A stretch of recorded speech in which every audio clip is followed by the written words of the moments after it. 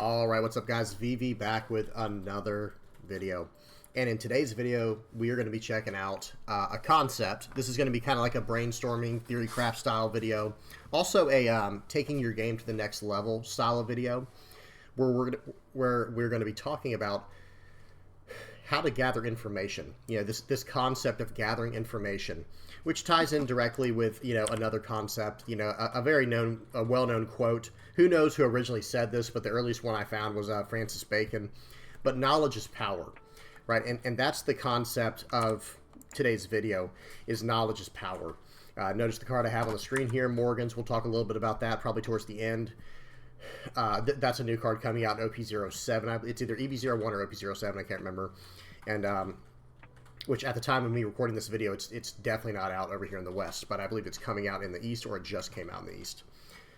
So yeah, let's go ahead and dive into this, guys. We have a lot to talk about, and this video is going to be geared towards newer players, intermediate players, and probably even advanced players to some extent who can give their own feedback on it as well. Even if it doesn't help you out, I always want to know, you know, if I miss something, you know, I'm just a human, right, guys? If I ever miss a concept that you think is very important that ties to this specific topic, this specific subject, add it down in the comment section below. You know what I mean? So this video should be able to hit everyone's, there should be something for everyone in this video, you know, and if not, then just help out down in the comment section below on something we might have missed. Okay, so we got to go straight to the old internet here. So the first thing we're going to talk about, I've got a little script I'm going to be going by, so I'll probably have my glasses on for the majority of this video, reading through it, and I do have it on the, I'll put it on the screen for you guys as well. And at the very end of the video, I'll have like a whole entire checklist for you guys to just, you know, copy and check out, you know, use however you want to. Maybe if you're especially if you're a newer or intermediate level player trying to get better and better and better, you'll be able to go through the list and be like, okay, I do that very well. I do that. I didn't know about that, or maybe I need to improve on that kind of thing, right? And I have it broken into three. I have this video broken into three different categories. You have your before the game category, which we're about to go over right now, the very first one. And then you have during the game, obviously, right? And then after the game. The final one is after the game. That one's probably the most important one, believe it or not, because that's where you take a look back and reflect on, like, how could I have improved to do this better? Okay, so the first thing I'm going to do so I can get this off the screen is I'm going to read straight through the points, and then I'm going to basically elaborate on each one. So the first one, now these first five are for straight up beginners. Y'all bear with me for the players who already know all this stuff, but I do have to appeal to them as well. I'll try to spend, you know, as little time as possible on it, but it'll probably be about 3 to 5 minutes. So the first part is just general knowledge. And this isn't even before the game. This is before your first tournament. This is where you need to know the rules, know the game flow, know what decks are in the format, know what cards are in the format, and how they interact with the leaders, right? Or interact without or throughout the deck. That's the first 5 points there. So the idea is, you know, for the rules, we have a tutorial, right? What you see on the screen right now, this is a tutorial. You can literally go on the One Piece website and check out. They have a tutorial right on here. They have all kinds of stuff, Q&A. This is great. They have erratas, announcements, and just straight up rules, comprehensive rules like you see right here on the screen where you can learn stuff, right? And then the next one is actually, and I can just take this off now. So the next part is like learning the game flow. So I've put together some playlists for new players. I put together 3 of them, and actually, you know, one's for a more intermediate level players. And I take that back. I made one for every kind of player, because this first one here is for new players who are trying to learn the game.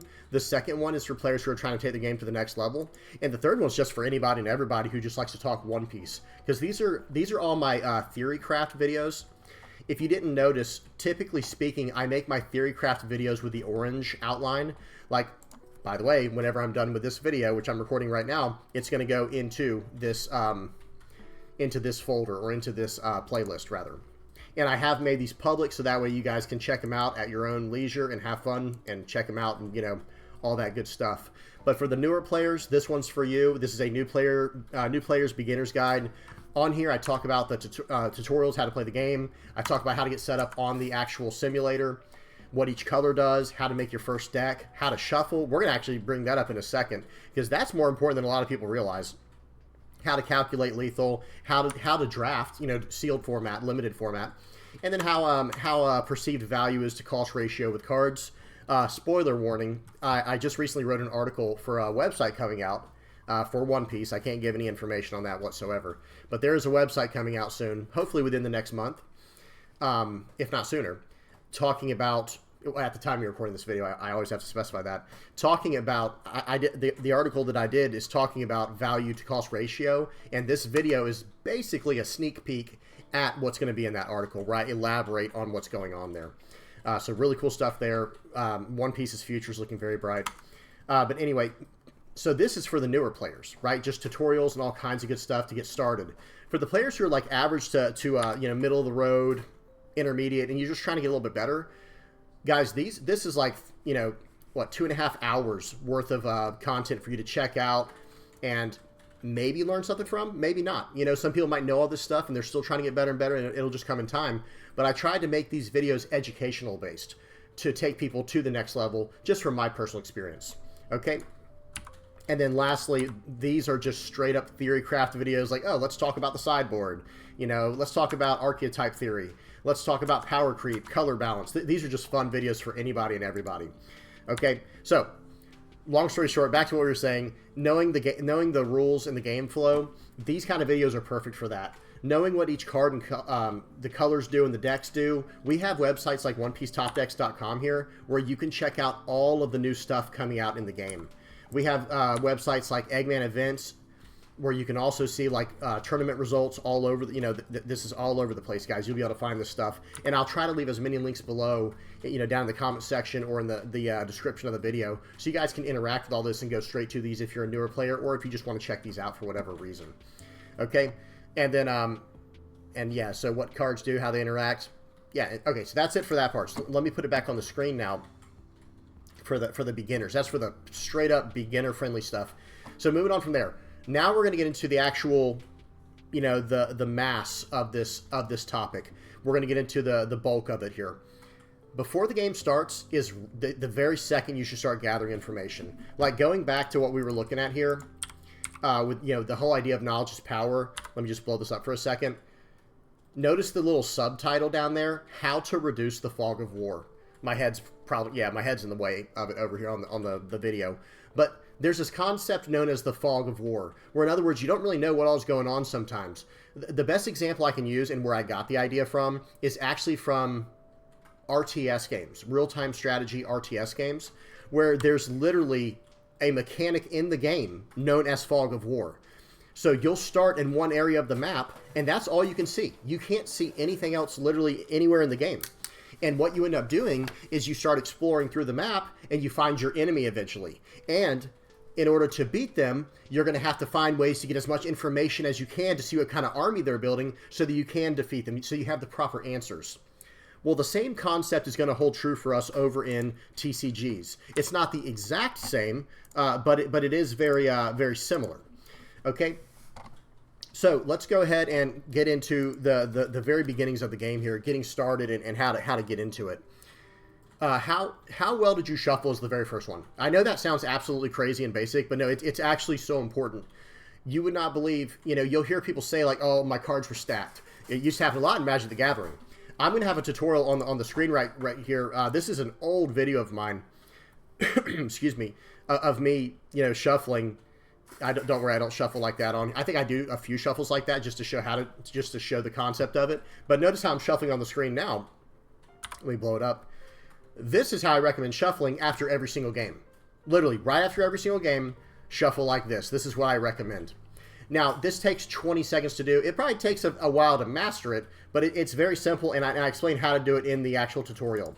So generally you see people shuffle like this, right? They just push through the middle. Sorry, it's not the best camera angle, but you guys get the point. That's the standard shuffle. But what I recommend doing is taking, at least after each game or before each game, because it is very quickly you can do it, is to shuffle like this. So you unstack your deck. The concept, I think, probably originates from Magic the Gathering because of land stacking.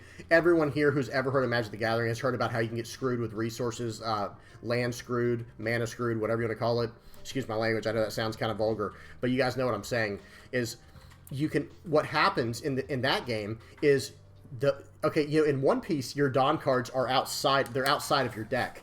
Well, in Magic the Gathering, they're not outside your deck, they're in your deck. and you stack them all down in a resource area. So at the end of the game, if you had like 7 or 8 mana cards down there, you know, resource cards, and you put them in your deck, well, you have 7 of them that are just straight up stacked on top of each other. And that's where this form of shuffling is extremely, extremely important to do after every game. You can do stacks of 7 if you want, stacks of whatever number stacks you want. I would recommend more than 3, though. You want to do at least probably, I would say at least bare minimum 5 stacks, and anything above that up to around 15. But this is the general idea of it. So yeah, shuffling is very important, okay, guys? Don't worry, I won't spend that much time on all these points, but that one is more important than a lot of people realize. That preparation is extremely important. The next concept is anticipation. What cards, let me pause this and we can move on from here. What cards in my deck should I be mulliganing for? What cards in my opponent's deck should I watch out for? And what answers do I have in my deck if my opponent plays X? These are all things you should be asking while you're shuffling. Like, oh, I see I'm playing against a green deck. Let's just give an example. Let's say I'm playing Katakuri, and I'm playing against my opponent who has a Uda deck, the new ST11 green Uda deck. Okay, well, a big problem in that deck for me is actually Eustace Kid. Doflamingo is to an extent too, but if he plays his 10-drop and I play my 10-drop, I feel pretty good about that. Like, I'm on the same level. And I know some of this might be technical for newer players, just bear with me. But the card that I can't just deal with is Captain Kidd, Eustace Kid, unless... Whoops, let me get this off. Whoa, the whole screen just went crazy there. There we go. Sorry about that, guys. I don't know what happened. Like, the screen went wonky on me. But in that matchup, this card on the right, this Katakuri, that's what I'm looking for. This is the card I'm looking for to deal with his Eustace Captain Kidd. This is a concept I need to enter the game with. This is me gathering information before the game has even started. This is just, and let me move this off the way so you guys can see.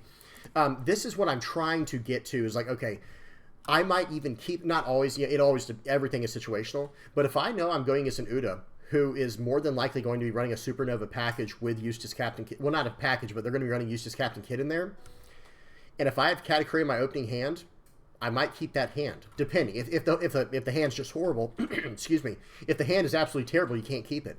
But if I'm going against Captain Kidd, I might keep the Katakuri in hand instead of mulliganing, just based on the fact that I have an answer that I really, really need for later in the game. Do y'all see what I'm saying? Hopefully that makes sense. Okay, and vice versa, by the way. It goes the same way the other way around. If I'm the Uda player, I want Eustace Captain Kidd to deal with this yellow player, because at the time we recording this video, there is no OP07 or EB01 out yet in the West. There is no, I think the card's called Rygo, where you can just KO a card for yellow.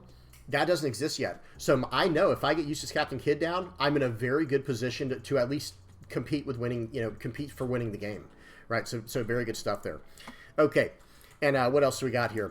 So now we can get into the actual, the second part where we're talking about during the game. I'm going to read through these, and then we're going to break them down individually. How many cards are in my hand? I'm actually going to bring that one up right now. Sorry, guys. We'll just bring that up right here. How many cards are in my hand? That's more important than you might realize in a game like One Piece. In other games, it might not be as important how many cards are in your own hand. But in One Piece, it's very relevant, because there are cards that can punish you accordingly. Another card that's not on the screen is Perona. Or, excuse me, Pudding. It's a new 4-cost Pudding. I couldn't find it on this website. I don't know if they've updated the website yet. But it wasn't on there. But it's a 4-cost 4K, 1K counter. It makes you put all your cards in your hand back into your deck, shuffle, and draw 5 random cards. So think about that. If you had like 10 cards in hand and they do that, you're in trouble. Okay, you're going to lose a lot of advantage that way. Okay, so how many cards are in my hand? How much Dawn do I have, or will I have? So the logic there. Let me bring up. Actually, I won't bring that up just yet. I will bring this up. Excuse me. Let me leave it on this screen right here for a second. Okay. Where was I? How much Dawn do I have? So that has to do with, okay, what can I do this turn? But that is directly followed by the next point there. How much Dawn will I have next turn? So in other words, like if it's your opponent's turn and they're about to attack with this or block here or do this or whatever your opponent did, or whatever you had to do accordingly, it's like, well, how much Dawn will I have next turn? Like, what will my follow-up play be? These are questions. This is information you're trying to gather and ask yourself so that you can prepare for the next round, right? It's of utmost importance. It is of utmost importance. How much Dawn does my opponent have active? Guys, I am constantly asking my opponent questions like, How much Dawn do you have active? Like, they'll play a card. It'll be their turn, and I wonder how much Dawn they have active afterwards. Number one, that does a lot of things. If you're playing against a newer player, they mess up sometimes. I don't know how else to say that. There is a player at our locals who does seem, they're a little sloppy with their Dawn, and I'm sure everyone has that guy, right? Everyone has that person at their locals who's very sloppy with the way they play. Their mechanics and their fundamentals are not fully developed yet. I'm just going to leave it there. Y'all know what I mean? You know, there's always room for improvement, but y'all know what I think most people probably know what I'm saying when I say that, where it's like, okay, you need to slow down, and I'm going to ask how much Dawn you have, because I don't want any mistakes to happen, and I'm going to keep track of their Dawn with mine. It keeps you aware of what's going on in the game, and it allows you to play around certain things. For example, if I'm attacking into my opponent and he has 1 or 2 Dawn active, he might have an event that can punish me. So I'm going to play around that to the absolute best of my ability. So how much Dawn does my opponent have active? How much Dawn will he have next turn? Is he going to play his 10 cost next turn? These are things you need to ask yourself. This is information and awareness you need to have that you're gathering at all times throughout the course of the game. It never ends. It never stops. And I'm always asking my opponent, how many cards do you have in hand? How many cards do you have in hand? Number one, so I can keep track of how many cards he has in his hand to make sure he's not cheating or something. Not to say there's a lot of cheating going on, but, you know, you got to keep people honest. It is what it is. And for the effects, like I was saying, if I have my own card, that makes them trash cards based on how many cards they have in hand. Or if I'm trying to swing for lethal, I need to know that. And then going from there, what cards are my opponent's trash? Y'all see the middle point, like kind of where my mouse is, but in the middle? I can't go over that part. Sorry, guys. Like with the actual mouse, but it's like right around here. How many 2K counters are in my opponent's trash? How are there any cards they can get out of the trash to get some kind of recurring value with a card like Gecko Moria or Rebecca or whatever, right? Whatever cards they might be running. This is all information you need to be gathering, because if you have to swing for lethal, and if they have like 8 2K counters in their trash, there is a very low chance they have extra 2K counters in their hand, right? Because at the time of recording this video, the way that things work in this game is most decks run anywhere from 8 to 12 2K counters. Some run as high as 14. Some run even lower. I think I saw a deck the other day only running like 4 to 6 2K counters. I think it was Nami, though, so that's not the best example. Anyway, you guys get the point. If your opponent is a Sakazuki player and they have 8 2K counters in their trash, I know that's not the best example, but let's just say you're playing at Sakazuki and they have 8 2K counters in trash. That's how much they typically run right now. Again, all this is at the time you're recording this video. So you know they don't have any more 2K counters in hand in that situation, or if they do, if they have any other 2K counters in their deck, like if they run 10 2K counters instead of 8, it's very unlikely they have those in their hand. Like, it's very, very unlikely. Possible, but unlikely. And then you can attack accordingly. If I deal damage, what kind of triggers can I hit? Going back to Sakazuki, you might hit a what's it called? Ice Age. You might hit their Ice Age where they can KO a 3 or less. If you're playing against yellow, there's all kinds of triggers. There's all kinds of different things, right? These are all very important things to keep in mind. If I deal, how many blockers, life, and counters do I have? Can I even survive, right? That's where I'm going with this. How many times can my opponent attack me this turn? Will I be able to block out and counter accordingly and survive? Otherwise, should I be swinging for lethal? Like, these are all things you need to be gathering information on as much as you can. Okay, and piggybacking off of this concept, I just want to show you a ruling real quick right here right here on the screen where it says 3.1-4. The number of cards in each area is open information that can be confirmed. The number of cards, not which cards they are, by the way. The number of cards in each area is open information that can be confirmed by both players at any time. And that's why I had that on the screen that we were just looking at. Why are we looking at this? These are the different zones in the game. There's the character area, the leader, stage, deck, trash, cost, dawn, life, and hand. There's a 9th one, hand. I can always ask my opponent how many cards do you have in hand. That is open information. I can't ask what cards are in his hand, unless I'm running a card like what we're going to look at here in Morgan's. Then I can. But generally speaking, unless a card says otherwise, unless an interaction says otherwise, I cannot know what cards are in my opponent's deck. Like, I can't sift through that, right? I can't look at cards in their hand, and I can't look at cards in their life. But otherwise, I can see things like, okay, what's in your trash? How many 2K counters are in there? I can gather information in that way and use it accordingly. Okay, because this is very important information. Okay, and there's the rules there if y'all want to read that for a second. So that's the main part of during the game. So again, how many cards are in your hand? How many 2K counters are in their trash? How many cards are in their hand? What dawn do they have active? I'm constantly asking these questions. Because that does a lot, right? I was saying like all the stuff that does, but it does other things as well. Like it shows your opponent you're a very competent player. You're very aware of what's going on. So when you play like that, they kind of, you know, you see them do that gulp, you know, like, oh, this guy knows what he's doing, right? That kind of situation. Okay. Now finally, let's go over after the game, and then we'll summarize. Okay, let me. Whoops. This one's like the most important one, and I'm just going to leave this on. Hang on. Did I have? Oh. I did want to talk about this real quickly, guys. This is just a random video that I did a while back. Whoops, I messed that up. Let me get this off the screen. We're going to go over one quick example here. There we go. So this is just a makeshift game, right, that I made up. This is not a real game. This was a makeshift game where I was kind of explaining how you can use information to do things, you know, to swing for lethal in potential situations. Like in this situation right here, let's say I'm on the left playing black, yellow, Lin. This is like a custom art from Davidson TCG.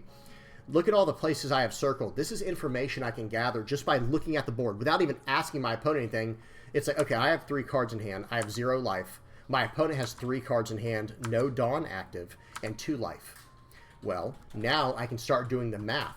I have 10 Dawn active still. So I can try to just win the game right here, right now. And that's the idea. That's why you need to be gathering information. Like what all can my opponent have in his hand? Even if these are all 2K counters, right? You could start doing the math from there. Like, okay, well, if I swing for 7 right here, 2 cards are out of his hand no matter what, or he loses 1 life. Then I can do the same thing by swinging 9 with my leader. And again, he either loses 2 cards from hand, or he loses the life, and then you're going to be able to follow up with your Borsellino and your Charlotte Linlin. I'm sorry if that was a little bit technical for the newer players, and you can go watch this video. You can see the title down at the bottom left. You can watch this video if you want to know how this scenario plays out. But one thing I'd be doing in this situation is I'd be asking the Zorro player, how many cards you have in hand? Oh, you have 3. You have no Dawn active. I always confirm if I see they have no Dawn active, I don't want to ask. I'd rather say, okay, you have no Dawn active, and how many cards you have? 3. Okay, can I see your trash real quick? That might be a tell for some people, by the way, but when you grab the trash, you can sort through there and be like, okay, he's already used 6 2K counters. Or, oh, wow, he's already used 5 2K counters. So if he has a 50-card deck and he's only running 10 2K counters, it is very unlikely that he has any more 2K counters in hand. Or if he does, it might just be 1 more. You see what I'm saying? You start doing the math. You start doing the math and judging the situation according to knowledge you've gained earlier in the game, right? If you start swinging for a bunch of 6K attacks and all of a sudden they counter out with the 2 1Ks, like, oh, so you're out of 2K counters. Gotcha. Good to know. Thanks for telling me that. You see, that's information you gather along the way, and it is so important, guys. It's so crucial to, number 1, becoming better at the game, and number 2, you know, just winning that game, right? Each game at a time, right? 1 game at a time. And if you guys have any questions, of course, put down in the comment section below, ask away. So the final concept we're going to go over is the 3rd one here, and that is after the game. Okay, after the game, let me see what I had for this final. Whoops, that's not what I wanted to do. There we go. Let me see. Yeah, this is a good one for after the game. Don't mind what's on the slide just yet. I'll explain it in a second. After the game, if you lost, where did you mess up? I don't want to hear people say, oh, he played 4 10 Lins in a row. Okay, well, what allowed him to do that, right? Like, we have to figure out, number 1, people do get lucky. Sometimes it is what it is. But, like, oh, but if you only, let's just say you played 1 10 Lin and you still lost, well, he didn't chain 10 Lins. How did you lose, right? I'm talking about yellow decks, of course, right now. Or if you played against Sakazuki and this, and this happened, how did you lose? We have to figure it out. And after the game is the most important part. That's when you become a better player. Okay, if you lost, where did you mess up? If you won, where did your opponent mess up? Like, maybe you got lucky, your opponent messed up. Where did he mess up so you can ensure to maybe play around that next time? You see what I'm saying? Where, like, you didn't get punished because they didn't get a certain card. How can you play around that next time? What could I have done better? What card could I put in the deck to help against X? That's what this example is on the screen. We'll talk about in a second. What can I change my deck or play style to? Like, do I need to change against certain matchups? Like, maybe against yellow, I need to be way more aggressive or way more defensive. Against blue, same thing. Against purple, same thing. Like, maybe you have to change accordingly. And then lastly, am I countering too quickly or too much? Am I overextending? Am I not being aggressive enough? These are all concepts. These are all questions you have to ask yourself. Like, looking at the example we have right here on the screen. Whoops, I just hit play. This was another video I did. Let me go out of full screen. There we go. you can check this one out too if you want to later. But the idea behind this video is I was playing against someone and I got third place at the tournament. I could have probably got first place if I had made a slight adjustment to my deck and maybe played a little bit differently. That's always a question too. You know, there's always a million different factors, right? There's always like, oh, maybe I shouldn't have played Tinlin when I did. Maybe I should have waited a turn. Or maybe I should have played it earlier. Maybe I should have done this. Maybe I should have done that. Maybe I shouldn't have blocked that attack. Maybe I should have. There are so many different factors you need to play through your mind and see what could have gone differently if you had done something differently. And in this deck in particular, there was a situation where I don't really like 200 million volts of Maru. I don't really like 200 million volts of Maru in the black-yellow version of the deck. I like Thunderbolt a lot better. Well, guess what? In this game against Sakazuki, if I had a Thunderbolt at one point in the game, I would have won this game. Because he had a Sabo, it had not been played recently. Like, it had no protection. If I could have just Thunderbolted that card off the board, I win the game. So it was a situation like that. And again, don't think that it's just one situation. There were probably a lot of things that could have improved, right? And you always need to try to improve more and more. You know, just trying to get better and better. That's the name of the game, right? So, guys, that's about it. That's really what I was trying to go over. Just to summarize, let me go ahead and go out of this full screen here. Let me go back to my slideshow.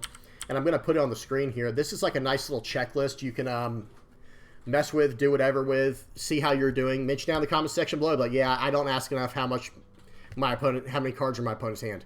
I don't ask enough if my opponent... I get caught with not asking if my opponent has any Dawn active, and I get hit with an event that I didn't even know that they had. You know, like I didn't know they had enough Dawn open to actually use that on me and stuff like that.